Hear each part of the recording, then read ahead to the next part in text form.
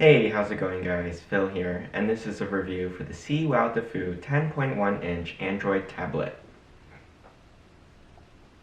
Cwowdefu provided a complimentary sample of this tablet for my unbiased review. You'll receive the tablet with a pre-installed screen protector, a replacement plastic film screen protector, a leatherette case, a touch stylus, an AC charger, a 31-inch microUSB charging cable, and a brief illustrated instruction manual.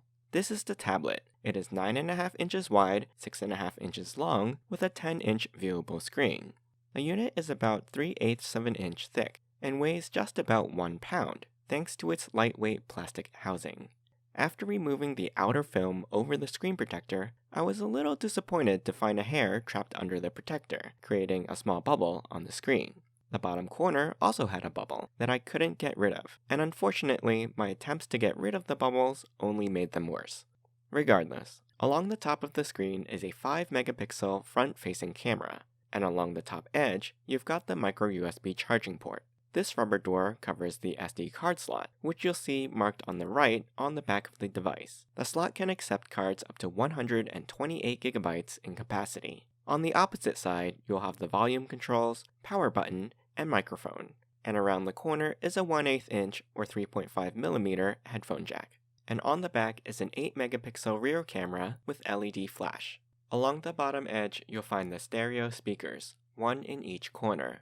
To turn the tablet on, just press and hold the power button for 3 seconds. You will see a brief Cwowdefu splash screen upon boot up. And on the first launch, you'll need to complete a quick and straightforward setup, including connecting the device to your home Wi-Fi network for internet access and optionally signing into a Google account for personalization and customization. The touchscreen is responsive and clear, with 1280 by 800 pixels at 150 dpi, or about 720p HD resolution. You can set up a login PIN number for security to unlock the device, which you would need to enter after swiping up from the sleep screen. This tablet runs Android OS X and is preloaded with Google apps like Assistant, Play Store, Duo, and Chrome, as well as stock Android apps like Camera, Contacts, Calculator, and Settings. The home screen will display the date in the middle, and apparently the screen's default timeout is 1 minute. As for speed, the device has 3 GB of RAM and a 64-bit quad-core ARM Cortex-A53 processor at 1.6 GHz, and it performs fine with activities like web browsing, though it does take a second to load up images and other content.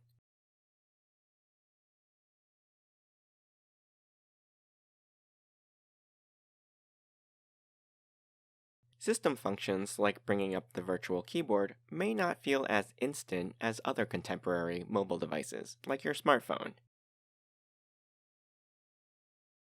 Still, load times are generally brief enough that I didn't feel like it was a bother. You can see the screen refresh rate just isn't super fast, given the occasional choppiness when scrolling. But when watching streaming video content like YouTube videos, playback seemed fine.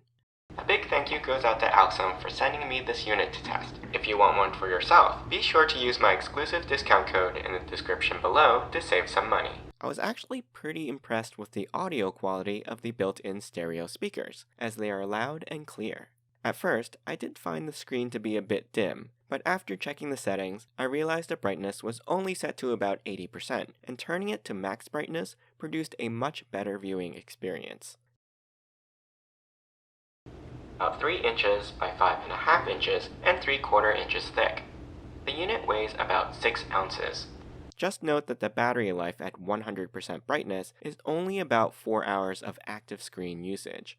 The volume adjustment keys worked fine to quickly decrease or increase the volume. Power and data port and AC power port. On the other side, you'll find an airflow vent and the locking tab for the drive bay. To charge the unit, simply plug the microUSB cable into the port and connect to any powered USB port. You can also use the tablet while plugged in and charging. When the unit is off, the power level pops up briefly on the screen after you plug the unit in, and whenever you short press the power button. To use the leather folio, open the small tab at the bottom of the sleeve. Insert the tablet camera side first,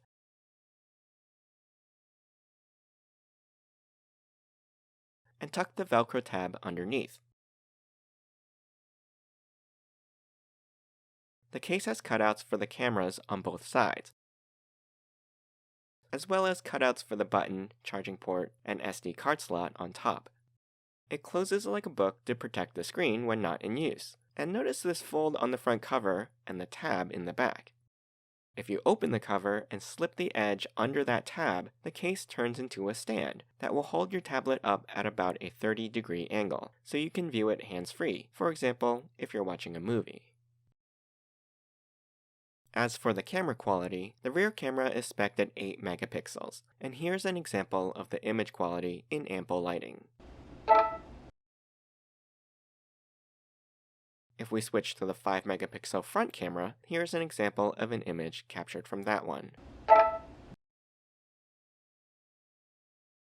At the top left of the screen, the time is displayed, along with notification icons, for example emails and app notifications. You'll see in the top right the remaining battery life and Wi-Fi signal strength.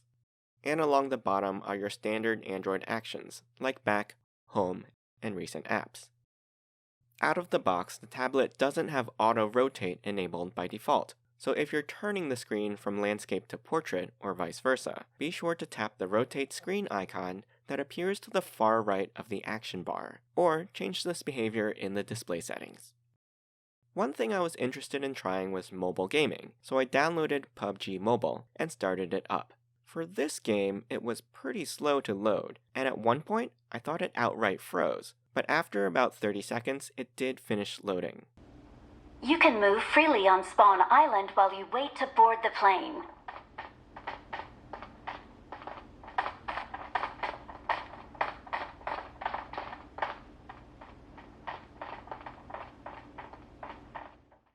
You can see occasionally, during gameplay, a couple of visual stutters, but for the most part, I was able to operate the controls and play fine.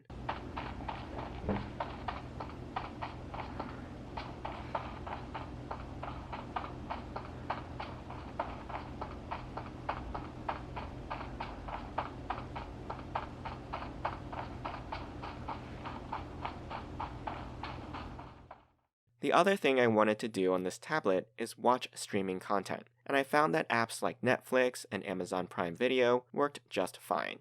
Overall, for a rather inexpensive tablet, I found the features of the Cwowdefu to be more than adequate for light gaming, streaming video content, and internet-based activities, like checking social media, email, online shopping, and web browsing.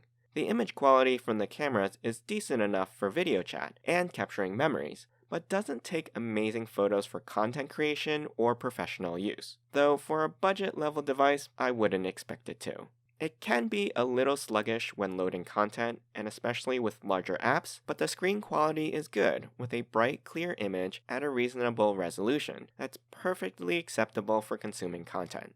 I hope you enjoyed this review. You can ask me any questions in the comments. I'll put a link to the product in the description below. Don't forget to subscribe to my channel, and join me next time.